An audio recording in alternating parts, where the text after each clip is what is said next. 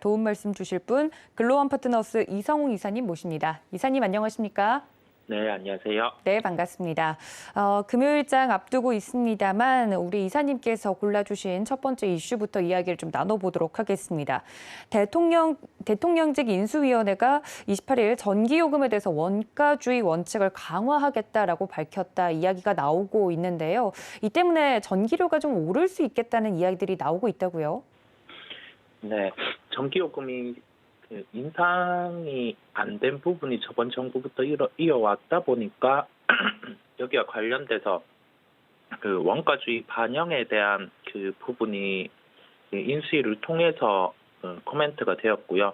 그렇다고 하면은 그 전기요금 인상 같은 경우는 필수가 되게 됩니다. 현재 그 지표상으로도 10년 동안이 전기요금이 안 오른 단계로 10년 동안이 아니라 10년 이래로 저희가 그 한국전력 같은 경우에 한국전력을 중심으로 한 그런 전력을 매길 때 그 전력 도매 가격 같은 경우를 기준으로 하는데 전기요금이 지금 상승이 안 되다 보니까, 그리고 이 지표 자체가 인플레이션을 반영을 하는 단계에서 특히 올해 3월 같은 경우가 그 10년 동안 최고치를 기록을 하고 있는 상황입니다. 그렇다 보니 이제 새로운 정부 인수위에서도 여기에 대해서 감안을 한 것으로 보이고요.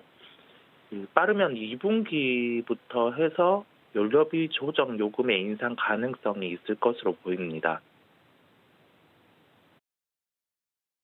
네, 관련돼서 지금까지는 그 쓴 만큼 걷어들이질 않았기 때문에 적자를 계속해서 한국전력이 좀 봐왔다 이런 이야기들이 나오고 있는데, 그렇다면 이런 이슈로 확실히 그 수혜를 받을 수 있는 곳도 명확하겠군요. 네, 그 한국전력에 대해서 말씀을 드리겠는데요. 이 부분이 전기요금에 대한 원가주의 원칙을 강화하겠다고 이번 인수위에서 밝히면서 그 하반기에 요금이 오를 가능성이 높을 것으로 보입니다.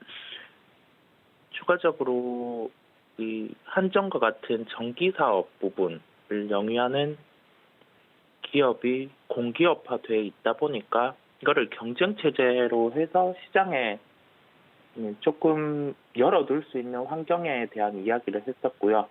전기 요금 측면에서 무작정 그 요금이 올라갈 수 있다라고 부정적으로 받아들일 게 아니라 그 한국전력과 그다음에 새로운 기업이 나타날 때 조금 더 시장에 합리적으로 단가를 매길 수 있는 구조가 될 수 있다는 점에서 전일 한국전력의 주가가 강한 모습이었습니다. 전기 요금 측면에서만 봤을 때는 원가주의에 따라서 인상폭을 반영하면은 최근에 에너지 가격이 워낙 상승을 많이 했다 보니 전기요금 상승은 필수 불가결하게 되고요.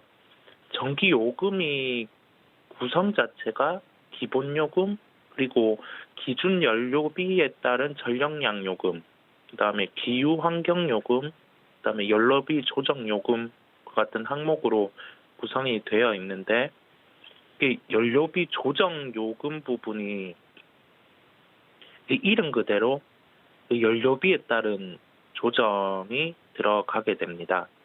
여기에서 연료비에 포함되는 원자재는 석탄, 석유, 액화 천연가스인데, 그러니까 대표적으로 올해 많이 오른 그 원자재다 보니까 이것을 연료비 변동분에 반영을 하면은 이제 전기 요금은 상승을 해야 되고, 그 조정 단가 자체도 범위가 정해져 있습니다. 직전 분기 대비해서 최대로 3원 정도 조정을 할 수 있고, 연간으로는 5원 한도 범위에서 조정을 할 수 있거든요. 그렇다 보니 이 부분에 대한 조치가 2분기에 연료비 조정 단가까지는 동결이 이루어졌습니다.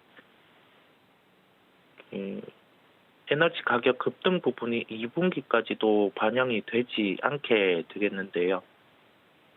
다만 지금 새로운 정부에서 이제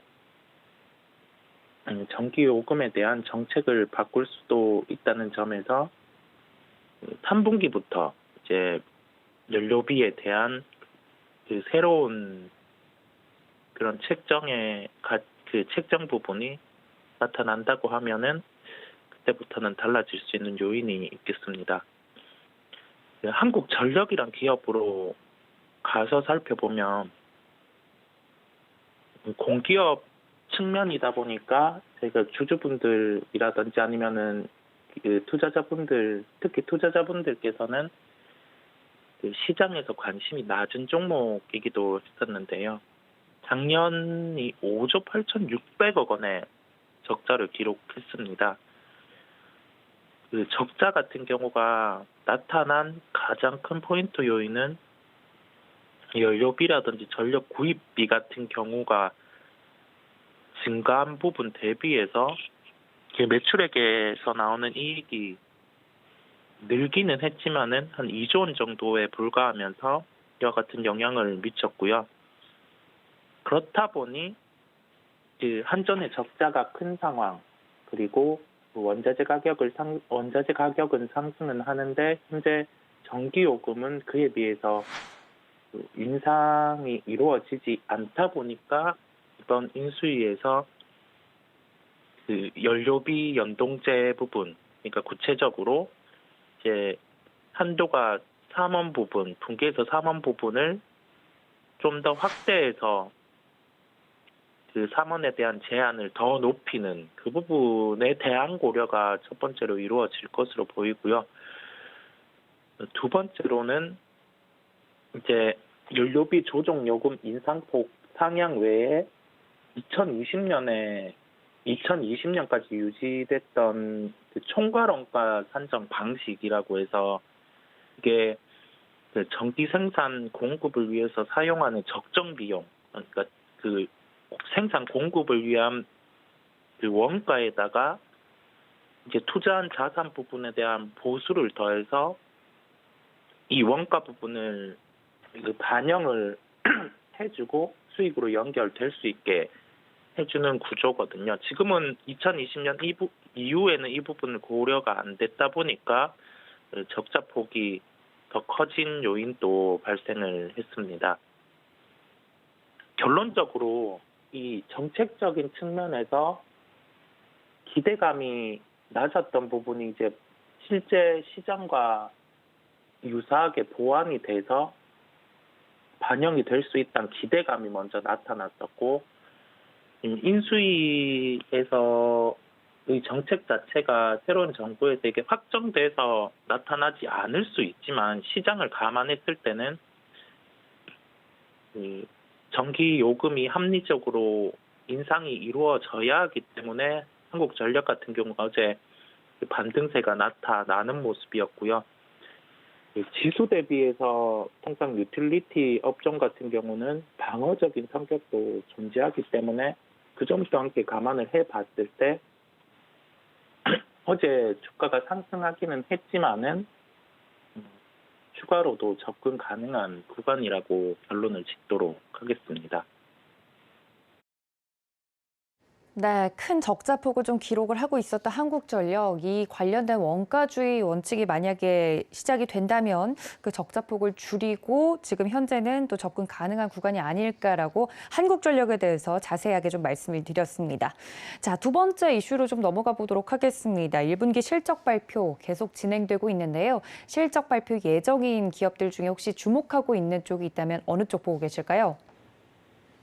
네, 1분기 실적 시즌을 맞이해서 예상 실적 대비 상회하는지 그 여부가 5월 둘째 주까지는 중요하겠고요. 5월 둘째 주까지 대부분의 기업이 실적 발표가 이루어지기 때문에 분기 실적의 예상치 대비해서 어느 정도 실적이 잘 나오는지를 체크를 해야 되겠습니다.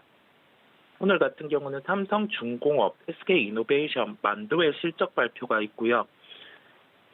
전일 조선주들의 실적 발표를 봤을 때 저가 수주에 대한 비용 반영이 1분기에 책정이 돼서 예상치보다 낮은 실적이 나타났다 보니 삼성중공업 같은 경우도 예상치보다는 낮은 실적의 가능성도 있다는 점 저희가 생각을 해야 되겠습니다. 그리고 SK이노베이션 같은 경우는 그 정유사업부 부분은 실적이 괜찮겠고요. 아무래도 정제 마진이 지금 좋았던 부분이 1분기에 반영이 됐다는 점이 존재해서 그렇다고 보이고 2차 전지 사업 부분도 지금 그 삼성 SDI의 실적을 비춰 봤을 때 긍정적인 요인이 높거든요. 그렇다 보니 저희가 삼성중공업이라든지 SK이노베이션 같은 경우도 예상치보다 높은 실적의 발표 가능성이 높다는 점 한번 체크를 하고 가겠습니다. 네, 1분기 실적 발표 기업들 중에 좀 종목을 여러 가지 이야기를 해주셨는데 특징적으로 보고 계시는 종목이 있다면 어떤 종목일까요? 네, 방송을 통해서 몇 번 말씀드렸다 보니까 추가적으로 오늘 실적 발표와 맞춰서 말씀을 드리려고 하고요. 특징주는 만도입니다. 오늘 1분기 실적 발표 예정에 있는데요. 영업이익 기준으로는 590억에서 620억 사이의 실적 발표가 예정이 되어 있습니다. 매출의 그 구조로 봤을 때 그 북미 쪽에 매출이 늘고 있다는 점에서 영업이익률에 대한 우려는 상당히 낮을 것으로 보이고요. 다만 이게 실적 발표 이후에 현대위아 같은 경우는 차익 매물이 나오는 걸 저희가 확인할 수 있었거든요. 그렇다 보니 지금 매출의 개선세 그리고 매출 믹스, 영업이익률의 개선세가 나타나고 있고 저희가 그 자동차 부품주를 살펴볼 때 키로 삼는 게 해외시장 점유율이 늘어나는 부분, 그 부분에서 만도는 부합을 하고 있는 상황이거든요. 이 부분에서 전체적인 기업의 펀더멘탈은 좋은 상황인데 저희가 모멘텀에 접근을 했을 때 모멘텀이라고 하면은 이 기업 같은 경우 예를 들어 만도라는 기업이 1분기 실적 발표가 기간이 남아 있었고 그 기간에서 투자자 관점에서 1분기 실적이 좋을 것이다 해서 접근해서 들어온 물량 같은 경우가 실적 발표를 보고 매도를 하면서 그 매도가 매도를 불러서 또 주가는 하락을 할 수도 있는 점도 존재를 하거든요. 그렇다 보니 결론적으로 제가 방송을 통해서 만도를 말씀 많이 드렸고 기업에 대한 체력은 좋은 상황.